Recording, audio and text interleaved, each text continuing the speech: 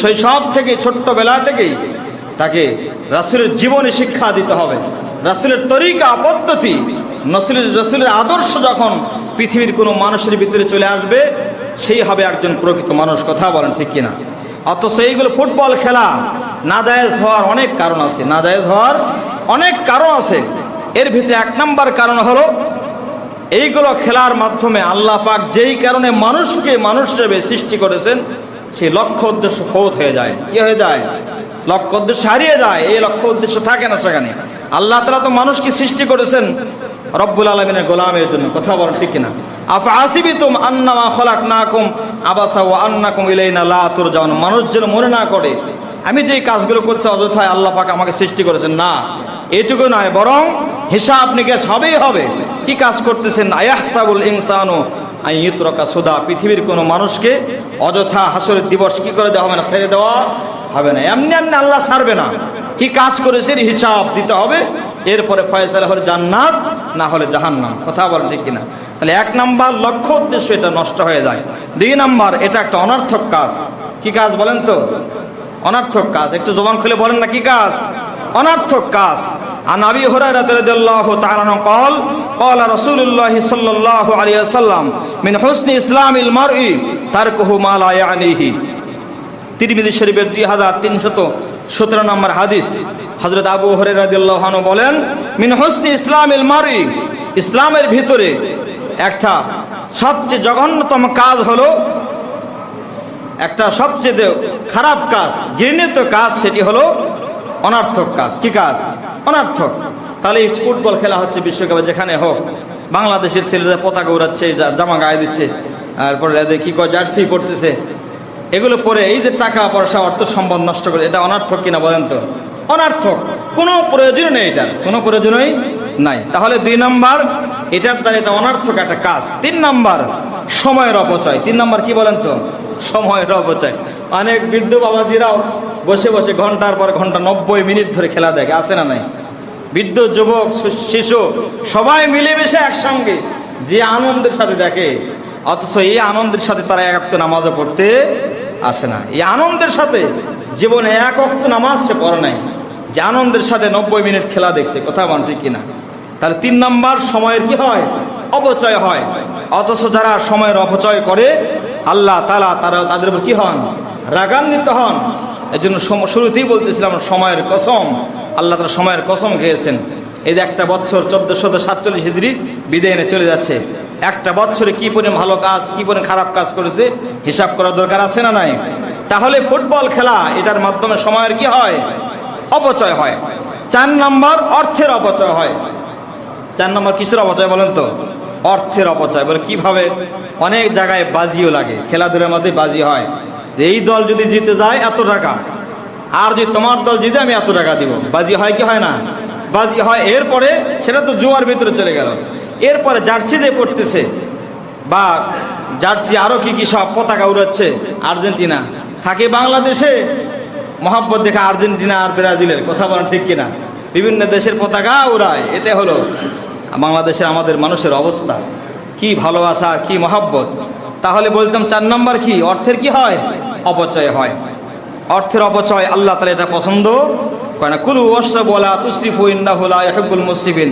খাও, পান করো, কিন্তু অপচয় করিও না। ইন্নাল মুবাযযিরিনা কানু ইখওয়ানা শায়াতিন। যারা অপচয় করে তারা হল শয়তানের ভাই। যারা অপচয় করে শয়তানের ভাই। কথাগুলো মনোযোগ দিয়ে শোনেন, আশা করা যায় কাজে লাগবে ইনশাআল্লাহ। 5 নাম্বার, এই খেলার মাধ্যমে কাফের বেঈমানদের অনুসরণ হয়। এটার মাধ্যমে কি হয়? ফুটবল যারা খেলে অনুসরণ, যেমন অনেক লোক আছে দেখছি যারা নেইমার এবং আর্জেন্টিনার বিষয়ে কি কয় মেসি, এদের এমন অনুসরণ করে, তারা যেভাবে চুল কাটে দেখবেন এরাও এভাবে চুলের কাটিং দেয়। আছে না নাই? অনুসরণ হয়ে গেল। অথচ হাদিসের ভিতরে রাসূলের কাটিং তাদের পছন্দ হয় না। তাদের রাসূলের অনুসরণ, জামা কেমন ছিল, চলাফেরা কেমন ছিল, এই অনুসরণ এই বাচ্চাদের মাঝে নাই। কিন্তু নেইমারের কাটিং কেমন ছিল, আর্জেন্টিনার মেসির কাটিং কেমন চুলের, সেই কাটিংটা তারাও দেয়। অনুসরণ হলো কিনা বলেন তো? তাহলে কি কোনো কাফেরকে অনুসরণ করা যাবে? ইমান থাকবে না, ইমান নষ্ট হয়ে যাবে, ইমান নষ্ট হয়ে যাবে। তাহলে 5 নাম্বার, কাফেরদের অনুসরণ করা যাবেন। আল্লাহ তাআলা বলেন, ওয়ালা তুতিল কাফিরিন আল মুনাফিকিন ওয়াদা ইদাহুম ওয়াদা আযাহুম ওয়া তাওয়াক্কাল আলাল্লাহ ওয়া কাফা বিল্লাহি ওয়াকিলা। ওগো আল্লাহর পয়গম্বর, ওয়ালা তুতিল কাফিরিন আল মুনাফিকিন, কাফির আর মুনাফিকদের অনুসরণ করবেন না। ওয়াদা আযাহুম, আপনাকে তারা কষ্ট দেয়, আপনি আল্লাহর ভরসা করেন। কার উপর? আল্লাহ তাআলার ভরসা করেন। ওয়া কাফা বিল্লাহি ওয়াকিলা, আপনার রব আপনার জন্য যথেষ্ট। সুবহানাল্লাহ পড়েন। তাহলে কাফেরদের কি হয়? অনুসরণ হয়। অথচ এই অনুসরণ নবীকে বলা হয়েছে আপনি কাফের বেদিনদের অনুসরণ করবেন না, যারা মুনাফিক তাদেরও অনুসরণ করবেন না। তাহলে কাফের বেদিনদের অনুসরণ হয় কি হয় না? ওরা তো বেদিন, ইহুদি, ফিলিস্তিনের বুকে মুসলমানদের তাজা রক্ত ঝরে। অথচ এই সমস্ত কিছু প্লেয়ার আছে যারা বিশ্বকাপ খেলে, এরাও ফিলিস্তিনে মুসলমানকে হত্যা করার জন্য অর্থ সম্পদ দিয়ে দেয়। আর আমরা সেই সমস্ত মুসলমান তাদের অনুসরণ করি। খবরদার, এদের অনুসরণ মুসলমান হয় কখনো করবেন না।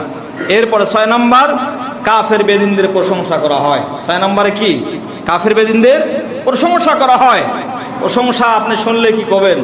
যখন চাষতলে বিভিন্ন জায়গায় বসা হয়, এই মেসি আজ কেমন খেলা খেলছে, এর প্রশংসা করতে করতে 2-4 ঘন্টা পার করে দেয়। প্রশংসা করতে করতে যারা আবার তার বিরোধী দল, তারা আবার এরকম খেপে যায়, 2 দলে হয় মারামারি। আছে না? বলেন তো, এই হলো আমাদের অবস্থা।